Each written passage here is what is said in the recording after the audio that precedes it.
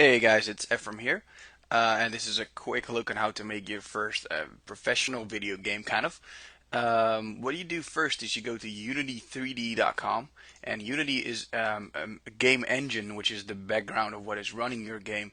And this game engine allows you to make video games for your iPhone, for Wii, for Mac and PC, everything.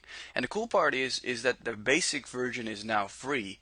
It used to be $100 to get started with this, but now it is free, so everybody can basically have a go with this. So go to Unity3D.com and then click download. You can download it for web, for Mac, as well as for PC. So I'm running it on a Mac. So let me show you. Once you download it and install it, and you open it up, it opens up with the basic first level, the tutorial level that opens up, and which is the island demo. And if you want, you can zoom in and out of the level by scrolling your mouse wheel. So if I zoom all the way out, you can see that this island is basically just a little square with hills. And when you zoom all the way in, the trees get visible and everything else. Now up here on the top, you can see this play button, and as soon as you hit play, it starts running your game. And as you can see, I'm now walking through the island, basically with the normal controls as you would be used to from any video game, using the WASD keys to walk or the arrow keys, and then the mouse to look around. So it's a very nice engine. The graphics are super awesome, super high quality, even on the iPhone. And that being free is pretty hard to beat. Alright, so let me pause this here and show you some more of the basic controls that you do. As I said before, you can scroll to zoom out, and scroll back to zoom in. If you keep the Alt key pressed, or probably some other key on Windows, but on Mac it's the Alt key, and then click and drag your mouse, you can kind of move your camera around. If it's more visible when I zoom all the way out, you can see I'm kind of spinning around the island. Um, then you can use some other functions. If you keep the Alt key pressed and then use your middle mouse button or the scroll wheel, you can move up and down. Um, and that is basically how you maneuver in the 3D space. Now, there's a couple of panels that are probably open somewhere on the in the program, and you can basically drag these around. I can say, oh, I want the hierarchy panel to go over here, or I want it to dock right next to the project panel, or something like that. What I like to do is to keep the inspector on the right, because this is where all your properties will be when you start shaping your video game, and then put the project and the hierarchy panels stacked on top of each other right next to it, so that it leaves a lot of room on the left for your 3D view, because that's what you want to see most. Then up here you can see your scene view is your game when it's not running. A lot of things will look like they're running. So if you, for example, make fire or stuff like that, it will animate all the time. And then your game view is when your game will actually be running. But usually you don't need to go to the game view as much, because you just hit the play button and it switches to your game view automatically. Okay, so make sure that to keep going, that your hierarchy panel is open, and in the hierarchy panel, look for where it says first person controller prefab.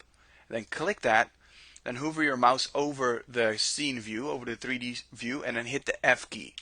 Now what the F key does is it focuses on a certain object in the game. So I just clicked on the first person controller prefab, and when I hit F, it focuses on it. So let me zoom out just a little bit. Now when I use the Alt key to pan around, it pans around the object that I just focused on, which is this little invisible thing. And what this is, basically, it's a camera that is attached to an invisible cylinder. So when you walk around the game, everything you do where you walk on the bridge, for example, is based off of this cylinder. This cylinder is basically the player. The player is invisible, but it uses the shape of the cylinder to kind of know when to fall and when not, that sort of thing. I can show you that by, if I drag out the game view here, and if I start running the game, you can see that as I move my camera in the game, you can see that the camera moves, and when I start to walk, you can see the cylinder kind of moves around. So everything is based off the cylinder that is really the player.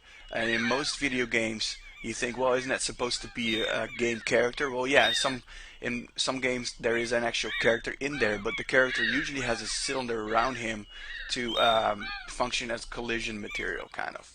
So let me dock the game panel back under the scene and go back into the scene panel here.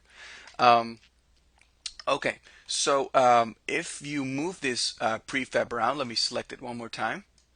You can basically change the position where the player starts the game.